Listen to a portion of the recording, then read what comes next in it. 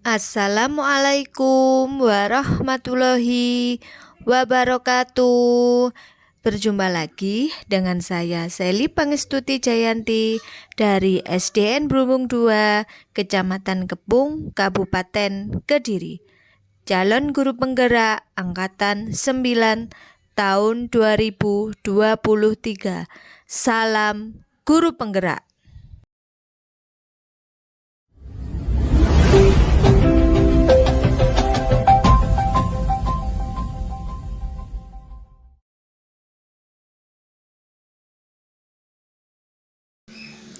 Dalam video kali ini, saya akan memaparkan koneksi antar materi, kesimpulan, dan refleksi modul 1.1.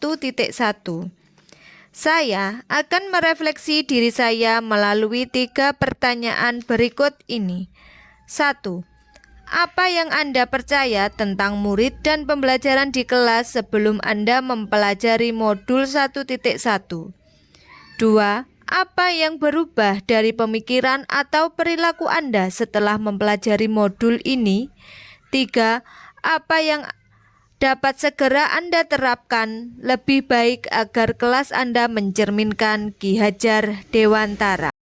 Baiklah Bapak Ibu Guru hebat, saya akan menjelaskan sebelum mempelajari modul 1.1 ini, saya beranggapan bahwa murid adalah seorang anak yang menghendaki mendapatkan ilmu pendidikan dan dapat mengikuti semua yang diperintahkan oleh guru.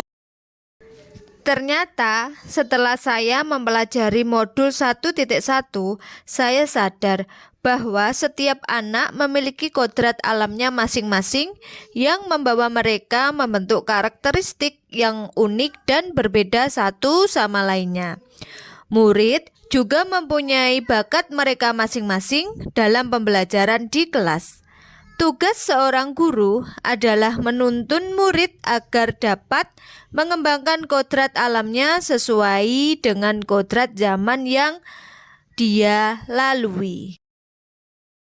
Kemudian, dulu sebelum saya mempelajari modul 1.1, saya itu beranggapan bahwa semua murid dapat mengikuti cara belajar guru, asalkan dia memperhatikan penjelasan dari guru, rajin, dan terus berlatih mengerjakan soal yang diberikan oleh guru.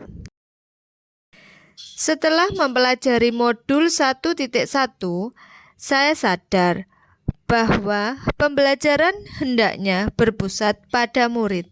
Mereka berhak menentukan sumber belajarnya sendiri. Jadi, apa yang guru berikan merupakan kebutuhan murid itu sendiri. Cara mengajarnya sesuai dengan kodrat alam dan kodrat zaman, serta sesuai dengan kondisi anak dan pendekatan yang dipakai berdasarkan dunia anak. Karena sejatinya sebagai seorang pendidik kita harus menghamba kepada anak. Kemudian, dulu sebelum saya mempelajari modul 1.1, saya beranggapan bahwa tugas seorang guru di kelas hanyalah memberikan ilmu yang dimiliki oleh guru kepada murid. Setelah saya mempelajari modul 1.1, saya sadar bahwa tugas seorang guru yang sebenarnya adalah menuntun murid sehingga murid mampu memahami pentingnya materi yang dipelajari dan menumbuhkan budi pekerti, sehingga mereka mampu menjadi orang yang cerdas intelektual dan beradab. Kelak nantinya ilmu yang mereka peroleh dapat berguna dan bermanfaat dalam kehidupan bermasyarakat. Dulu, saya beranggapan bahwa pembelajaran yang dilakukan oleh guru di kelas hanyalah mengajar sesuai dengan kurikulum yang berlaku. Ternyata setelah mempelajari modul 1.1 bahwa dalam kegiatan belajar mengajar yang terpenting bukan hanya menyelesaikan kurikulum dan ketuntasan pembelajaran. Akan tetapi tujuan pembelajaran yang utama, melainkan anak mampu mengembangkan minat bakatnya sesuai dengan kodrat alam dan kodrat zaman. Dalam kegiatan belajar mengajar, guru dapat menuntun anak menjadi manusia berwawasan sosio-kultural sehingga kelak anak menjadi manusia yang cerdas dan berbudaya. Selanjutnya, saya berpikir bahwasannya guru hanya fokus pada penilaian pengetahuan saja. Setelah mempelajari modul 1.1, saya jadi sadar bahwa guru tidak boleh hanya menilai pengetahuan intelektual saja, akan tetapi juga harus menilai sikap dan keterampilan. Karena ketiga penilaian itu tidak dapat dipisahkan untuk dapat menentukan keberhasilan siswa, sehingga siswa dapat menjadi pribadi yang cerdas, beradab, dan berbudi pekerti luhur. Nah, Bapak Ibu guru hebat, itulah pemikiran saya sebelum dan setelah mempelajari modul titik 1. Selanjutnya, ini adalah kegiatan pembelajaran yang saya lakukan sebelum mempelajari modul 1.1. Di sini terlihat saya mengajar dengan cara klasikal, dengan model ceramah, dan anak-anak hanya duduk diam dan mendengarkan penjelasan materi dari saya.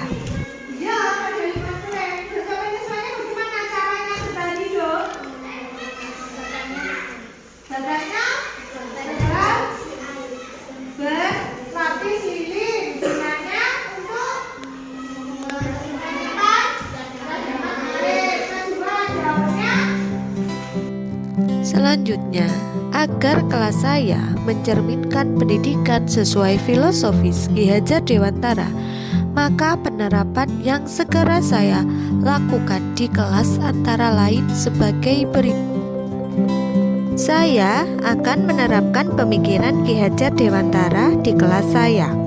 Langkah pertama yang saya terapkan adalah membuat kesepakatan bersama dengan siswa tentang proses pembelajaran di kelas. Saya akan menampung masukan dan membuat kesepakatan bersama mereka. Yang kedua, saya akan menyiapkan kelas yang ramah anak serta kondisi belajar yang menyenangkan sehingga anak belajar dengan nyaman. Seperti saya akan mendesain kelas menjadi lingkungan yang kaya teks dan lingkungan yang menyenangkan sesuai dengan dunia. Selanjutnya, saya akan menjadikan murid saya sebagai subjek pembelajaran sebagai wujud pembelajaran berpusat kepada anak.